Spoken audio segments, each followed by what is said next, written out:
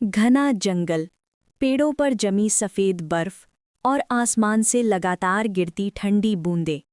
सर्दी का मौसम जंगल के लिए हमेशा से कठिन रहा था, लेकिन इस बार ठंड पिछले कई सालों से भी ज्यादा भयानक थी।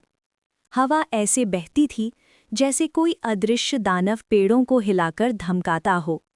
इसी जंगल में रीमा चिड़िया रहती थी, छोटी, नाजुक पर दिल से बेहद बहादुर। उसकी आवाज़ पतली थी, लेकिन उसके दिल में अपने परिवार को बचाने का मजबूत संकल्प था। रीमा अपने 3 बच्चों, गुल्लू, मिनी और टिंकू को पेड़ के खोखले तने में छिपा कर रखती थी। ठंड इतनी ज्यादा थी कि कई बार बच्चों के पंख जम जाते और वो उन्हें अपनी गर्म सांसों से पिघलाती रहती। उसका पति टुन्नू चिड़ा रोज सुबह से शाम तक घूमकर भोजन ढूंढता था। कई बार उसे खाली पेट वापस आना पड़ता, लेकिन वो कभी टूटता नहीं था। एक सुबह जब बर्फ बहुत ज्यादा गिरी हुई थी, रीमा ने बच्चों को देखा। तीनों कमजोर और ठंड से कांप रहे थे।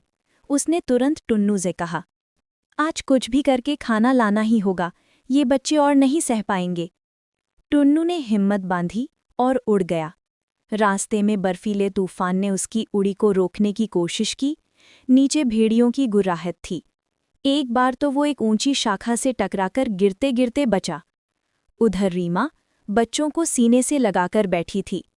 जंगल की ठंड में ये एक बेहद कठिन रात थी, लेकिन वो हार मानने वालों में नहीं थी। तभी दरवाजे पर दस्तक जैसी आवाज आई। मिट्ठू तोता आया था। उसके चेहरे पर चिंता थी। रीमा, सुना है आज तूफान और तेज होगा, तुम्हारा घर सुरक्षित तो है? रीमा ने मुस्कुराकर कहा, जहाँ एक दूसरे का साथ हो वो घर हमेशा सुरक्षित होता है। मिट्ठू भी कुछ दाने लेकर आया था। जंगल का हर पक्षी रीमा और उसके परिवार की दया और एकता को पसंद करता था, सिवाय एक के, कालू कौवा। कालू और उसकी पत्नी गौरी हमेशा दूसरों की खुशियों से जलते रहते। उन्हें ये बात बिल्कुल पसंद नहीं थी कि पूरा जंगल रीमा के परिवार की मदद करता है। एक रात कालू ने चाल चली। वो चुपके से रीमा के पेड़ पर चढ़ा और घर के पास लगी पतली शाखाओं को चोंच से काटने लगा ताकि घर गिर जाए। अचानक मिट्ठू तोता जाग गया और जोर से चिल्लाया, अरे, ये क्या कर रहा है कालू? रीमा का घर गिर जाएगा। रीमा और जंगल के अन्य पक्षी तुरंत बाहर आ गए। सब ने देखा कि कालू रंगे हाथों पकड़ा गया। कबूतर बोला, शर्म नहीं आती तुम्हें? इतनी ठंड में बच्चों का घर गिरा दोगे? पर कालू हंसते हुए बोला, जंगल में हर कोई अपने लिए है, तुम सब बेवकूफ हो जो मदद करते हो। ये सुनकर सब गुस्सा हो गए, लेकिन रीमा शांत रही। उसने बस इतना कहा, कालू, तुम बुराई करोगे तो अकेले रह जाओगे, और जो अकेला होता है वो सबसे ज्यादा डरता है। कालू बिना कुछ बोले उड़ गया, पर मन में बदला लेने की आग भड़क उठी। एक दिन टुन्नू भोजन खोजते खोजते जंगल के सबसे पुराने हिस्से में पहुंच गया। वहां एक बेहद बड़ा बूढ़ा बरगद का पेड़ था, जिसे जंगल का रक्षक कहा जाता था। उसकी शाखाओं के बीच टुन्नू को एक अजीब सी हल्की रोशनी दिखी। पास जाकर देखा, वहां एक सुनहरी चमक वाला छोटा सा फल लटक रहा था। तभी पेड़ से धीमी आवाज आई, इस फल को खाना नहीं है, ये तुम्हारी ठंड से रक्षा करेगा। इसे अपने घर ले जाओ और उसके पास रहना। टुन्नू आश्चर्य में पड़ गया। उसने फल को सावधानी से उठाया और घर ले आया। घर पहुंचते ही उसने देखा कि रीमा और बच्चे फल के पास आते ही गर्मी महसूस करने लगे, मानो छोटा सूरज कमरे में आ गया हो। अब रीमा का घर थोड़ी गर्मी में बदलने लगा। ये जंगल का रहस्य था जिसकी जानकारी बहुत कम पक्षियों को थी। इस बीच कालू जंगल में घूमकर गलत दिमाग लगाने वालों को साथ जोड़ रहा था।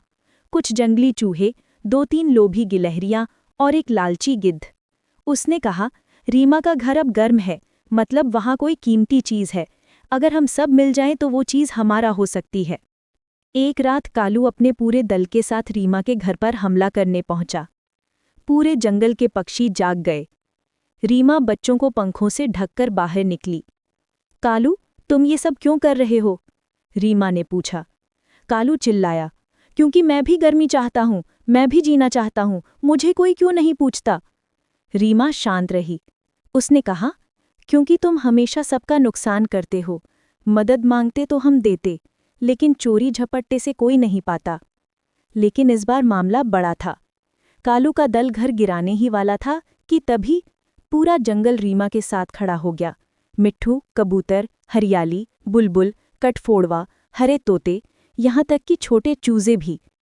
इतनी एकता देखकर कालू का दल डर गया। गिद्ध भाग गया, चूहे छुप गए और कालू अकेला रह गया। रीमा ने जवानी की सबसे बड़ी सीख दी, बुराई से नहीं, प्रेम से ही घर बनता है। कालू का सिर झुक गया। वो बोला, क्या मैं भी यहाँ रह सकता हूँ? मैंने गलती की है। रीमा ने मुस्कुराकर कहा, गलती करने वाले को माफ़ किया जा सकता है, अगर वो बदलना चाहे। धीरे धीरे ठंड कम होने लगी, पेड़ों पर पत्ते आने लगे, फूल खिलने लगे। जंगल में पहली बार ऐसा हुआ कि सभी पक्षियों ने मिलकर वसंत उत्सव मनाया। रीमा, टुन्नू और उनके बच्चे नाच रहे थे। मिट्ठू ढोलक बजा रहा था, कबूतर गीत गा रहा था और सबसे ज्यादा हैरानी की बात, कालू कौवा भी अब सबके साथ बैठा था। वो सुधर चुका था। अब वो दूसरों की मदद करता था। उसने सबके लिए छोटी लकड़ियां जमा कर दी ताकि घर मजबूत रहें। जंगल फिर से खुशियों की आवाज़ों से भर गया। रीमा ने अपने बच्चों को आखिरी बात समझाई। बच्चों, याद रखना, ठंड, भूख, तूफान, अंधेरा, सब पर जीत मिल सकती है, अगर दिल में दया हो, साथ में दोस्त हों और कर्म अच्छे हों।